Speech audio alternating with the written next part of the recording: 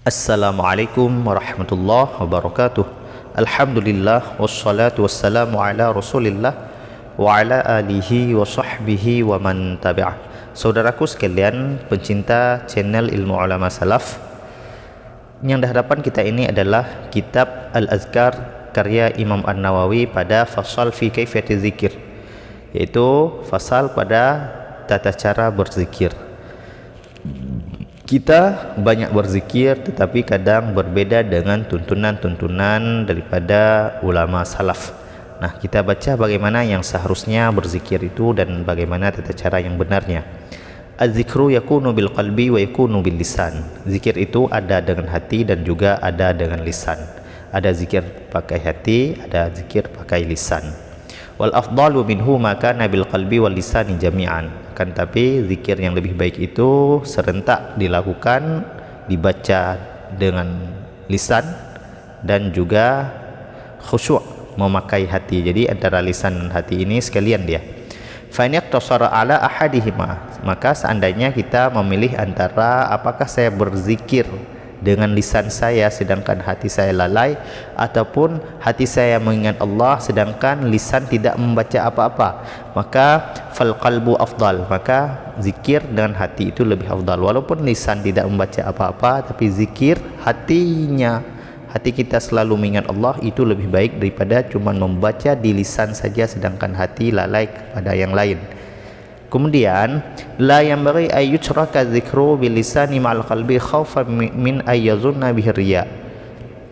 Tidak sepantasnya seseorang itu meninggalkan zikir dengan lisan beserta hati karena dia takut bahwa disangkakan riya. Nah, terkadang kita ketika berzikir dengan lisan, misalkan saya contohkan la ilaha illallah, la ilaha illallah. Nah, ketika ada orang yang lewat, maka kita malu.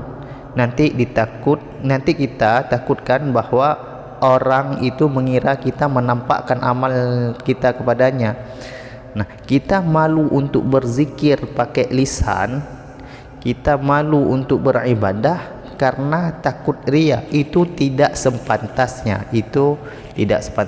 dilakukan seperti itu. Jadi walaupun ada orang, terserah orang menyangka apapun terhadap kita, kita tetap berzikir seperti biasa, yaitu memakai lisan dan hati sekalian. Bal yadhkuru bihima jami'an, tapi lebih baiknya yaitu tetap memakai lisan dan hati khusyuk terhadap apa yang dibaca oleh lisan. Wa yaqsudu bihi wajhallah ta'ala. Wa qad qaddamna 'anil Fudail bin Iyad rahimahullah anna tarkal amali li ajli nasi riya'un. Jadi berzikir, kita tetap berzikir, yang kita kasatkan hanyalah Allah semata-mata, tidak untuk menampakkan kepada manusia. Walaupun manusia terserah mau menyangka apapun terhadap kita, mau menuduh apapun terhadap kita, mereka bilang bahwa kita riya, kita ingin dianggap hebat, itu jangan kita open, jangan kita fokus kepada apa yang mereka bilang. Kita fokus apa yang kita baca dan apa yang ada di hati kita. Kita tetap menuju kepada Allah Subhanahu wa taala. Dan pada halaman sebelumnya, pada halaman 16, Imam Nawawi pernah menjelaskan, yaitu satu kata daripada Syekh Al-Auliya Waliullah Fudail bin Iyad, bahwa kata Fudail, anna tarkal amali li ajli nasi riya'un. Seseorang yang meninggalkan beramal, seseorang yang tidak melakukan ibadah karena manusia, itu disebut dengan riya. Maksudnya begini, kenapa kamu tidak zikir jihar, kenapa kamu tidak beribadah seperti biasa? Saya takut nanti orang menyangkakan saya itu riya. Nah, itu sudah riya. Jadi takut riya itu adalah riya. Jadi kita tetap seperti biasa.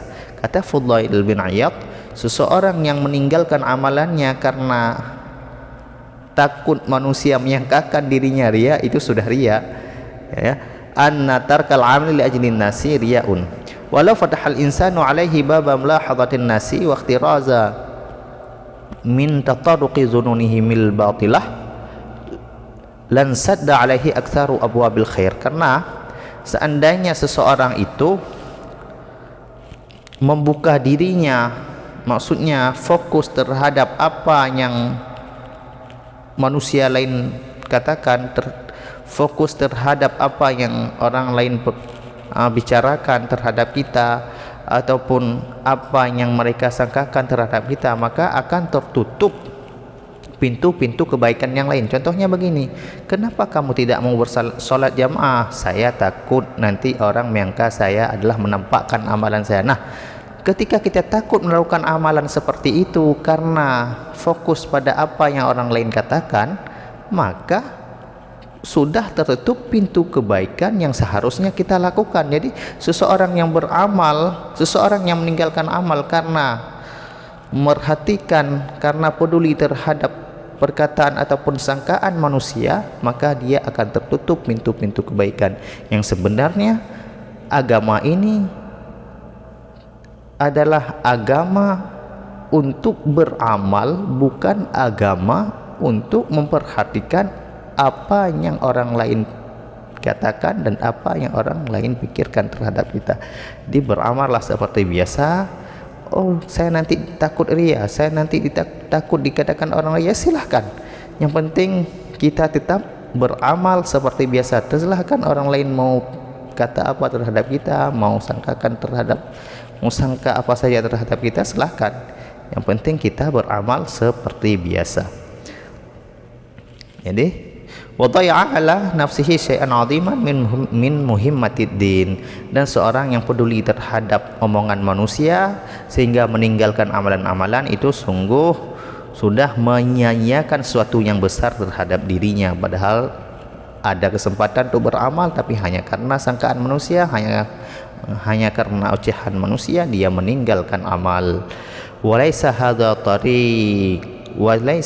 tariqatul arifin, ini bukanlah jalan orang-orang yang arif, bukan jalan orang sufi, bukan jalan orang yang bijaksana. Di orang-orang arif, orang-orang yang ahli ibadah itu dia tidak memerhatikan, tidak open, tidak peduli terhadap apa yang orang lain katakan terhadapnya. Yang penting dia fokus beribadah, kesempatan beribadah sekecil apapun dia lakukan untuk beribadah. Maka inilah tata cara zikir yang benar, yaitu zikir dengan lisan dan hati, dan tidak perlu memperdulikan apa perkataan manusia terhadapnya. Dibilang sok saleh lah, dibilang ini itu jangan diperdulikan. Kita tetap beramal karena amalan itu akan bermanfaat untuk diri kita. Sedangkan apa yang mereka katakan terhadap kita itu tidak ada kaitan sedikit pun dengan kita. Mudah-mudahan ini bermanfaat. Hadanallahu iyyakum ajma'in. Assalamualaikum warahmatullahi wabarakatuh.